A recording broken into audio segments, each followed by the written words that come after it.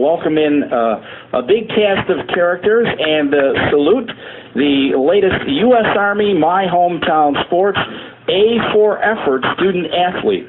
And we have a story all set to go in the latest print edition of the paper, which is being laid out now. It'll be printed early next week and out. And David Evans from Sauquoit Valley is the A for Effort student athlete representing Sauquoit Valley High School. And we have a couple of the sergeants from the Army here. Our friend Dan Shell is with us. Hello, Sarge. How are you? Good, Fred. How are you? It's been a while. Good to see you, pal. Yeah. Yep, you too. And also tonight, Sergeant Kent Connolly is in the studio, joins us from the Valley. Sarge, how are you? Outstanding, Fred. Thanks. Sarge, you can go wait outside and be a UConn fan that we hear you are. Let him talk. He's all red in the face. I want to know how you can be from Whitesboro to begin with, how your wife went to SU, and now you're a UConn fan? Yes, Fred. It's my fiance. She went to SU, and growing up in this area, had to pick a team so I could root against my friends and trash talk every year. Oh, so you're one of those guys? Yeah. Contrary Larry, just pick the other team to aggravate everybody else. Absolutely, Fred. Absolutely. And growing up that way, it made you Army strong, right? Yeah. Yes, it did. Well, hey, look, your Huskies had a great run in the Big East tournament, and you should be proud of the fact that they're the first team ever to have to win 5 games, and they did it. Wow. And that's not easy. No. Well, they have a few more to go if they're going to make my bracket. Now, do you think, though, that they'll be tired and out of gas after that tough week, or will they be fresh and ready in the NCAA tournament? I don't think they'll be out of gas. And my SU fans keep reminding me what SU went through when they did the same thing and then lost in the tournament. And so, they're cursing me with that. But I think they're Elite 8. Maybe a little further. Well, I think this is a great year for Big East fans, Sarge. If you look at the field top to bottom, 11 teams in the tournament, and that's pretty impressive. It is pretty impressive. But I just want to let Sergeant Donley, and I ran into Kemba Walker earlier, and he's not going to make the tournament at all. Unfortunately, you ran into him figuratively and literally then, huh?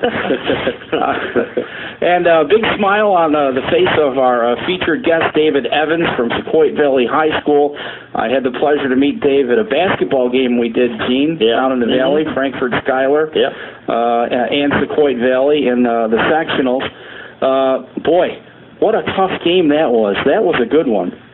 Yeah, it was tough, especially playing the team 3 times in 10 days, and we really felt we knew the team, and especially losing that one, it was very difficult. Well, that's a rivalry game for you. You two schools go at it pretty good, don't you? Definitely is. Right across the valley, so real close, and a lot of fan support on both sides every game we played. So. Well, the big news is here that we are honoring you and saluting the fact that you will be a member of the U.S. Army. First of all, congratulations on that. Thank you.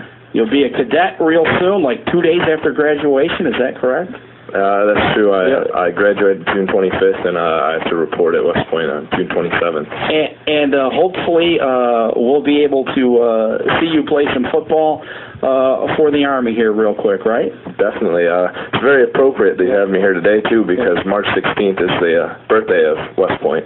Really? Oh, kidding. March 16th, 1802, the United States Military Academy was established at West Point, New York. Officer material already. Now 209 years old. Now all you got to do is be able to sign your name and you're good. Yeah, but he's way ahead of that curve. If you can come up with that one. Look, with the great looks and the smile and the physique, they must have been so excited when they saw you coming and got to sign you on the dotted line.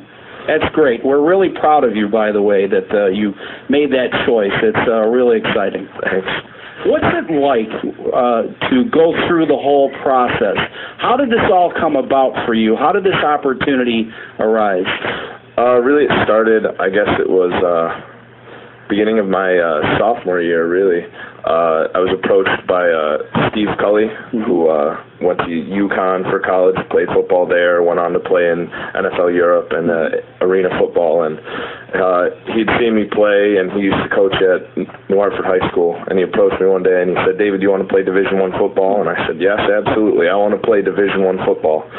And prior to that, my dream had always been to go to a military academy. Really? Ever since I was really 8 years old, my dad told me about the military academies, and it really seemed like the greatest place ever. You got to go to school at one of the finest education facilities in the world, really. Right. And you got to serve your country, which was great. My family doesn't have an immediate military background, but I have my grandfather was in the Army. I have great uncles who are in the military, and that was really something that I wanted to do. And so it seems like you had things figured out in your head. It was a matter of the process coming to you, and it did, right? It definitely was. I knew where I wanted to go, and I knew I wanted to play football. And really, Steve Cully really worked with me. He lifted with me, helped me out a lot, brought me to camps, worked technique, and he was a very persistent caller, calling all the coaches and giving my information to him. And he is very helpful to me, and I have him to thank for it. So how did the Army initially find out about you? Through him? He made the contact, or how did that process start? I got invited down to a football game. It was against VMI not this previous season, but the season before. And it was my great uncle. He was friends with a past grad, and he called down and saw if I could get invited down to a game. And then really the contact with the coaches was Coach Cully, and he called down there and sent my film down and got them interested in me from a football perspective. So when I went down there, it was You must be really excited. Look, Sauquoit has a football program that's in one of the smaller leagues. You know, you're not playing in the Whitesboroughs and the New Hartfords and the RFAs, and for them to find you, that's quite an honor, and that means that you really must stand out amongst the competition in that league for the Army to want you to play. That's really impressive. All right, now, you got that far. When did you make your initial visit, and when did it really start to dawn on you that this might become a reality and part of your life? The first football visit I made was that game against VMI, and they take you on the tour, and you get to see their weight room facility, which is absolutely top-notch. The best facility I've seen, and I've seen Dartmouth, Harvard, the Naval Academies. Absolutely blows all of those out of the water, and from what I've heard from other recruits who've been recruited by West Virginia and other big-name Big East schools like that, it just blows all weight rooms out of the water. Plus, they have a new indoor facility, which is a complete football field inside, and it's just beautiful. The campus is amazing, and the football game atmosphere there on game day is it can't be beat. We were talking about that before we came on the air, Sarge. It is one of the best college settings anywhere. Absolutely. On the Hudson. And when you walk out there and see that sea of cadets, and you look around at the scenery, it's just, if you think college football and old school and tradition, it's a great place to go watch a game. Yep, absolutely. Just the view itself, when you coming off the mountains, you look and seeing the river and all that stuff. Not to mention the actual game when I'm sure you'll be ready to run through the crowd and take the field and everything. Have you played that sequence through in your head what it will be like the first time? Yeah. You put that uniform on and you trot out there? I don't think I've ever actually gone through the sequence, because even when I received my offer, it was just really hard to believe that it actually happened. Wanted it all my life, and I thought it would happen, but now that it's actually here, I really haven't even stopped to think about it. I've been getting ready and stuff like that, but if I had to, I could. But, look at the positives, though. Your college future is mapped out for you. That goal is accomplished. You'll get to play football, a sport that you love, represent your country and your nation, doing it by wearing the Army colors. That's an awful lot for a young man to absorb in such a short amount of time. You must wake up and pinch yourself every once in a while. Sometimes I do, but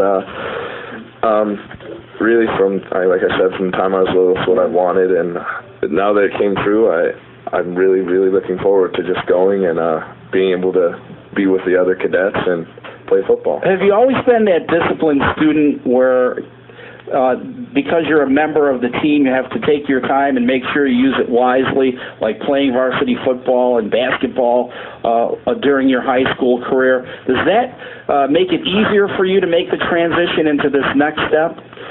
I think it will make it easier. I've tried to really load my schedule, especially the senior year, so I can work on time management, because I don't know if I was ever the greatest time manager. My parents really got on my case and helped me out with that, but I think that the way I've loaded my schedule will help me out, but there's really no way you can prepare for it. It's going to be you can try and get up to the standard, but they're going to really knock you down and build you back up in their own way. So.